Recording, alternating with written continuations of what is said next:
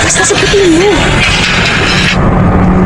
Hello? Mark po ito ng Loan Abay Express. po, sino pong hanap nila? May utang po kasi si ma'am ng 1,000 pesos.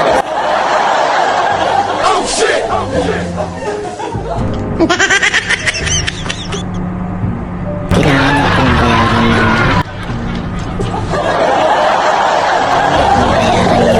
50% bukas. Kasi po ganito yung ano po, nagkaroon ng problema. Ano po yung ano, kaya isa yung kuman.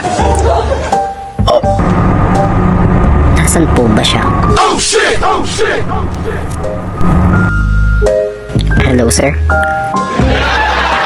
Sabihin mo, wala ako. Sabihin mo, wala ako. Sabihin mo, wala ako. Ay, sabi po niya wala po siya.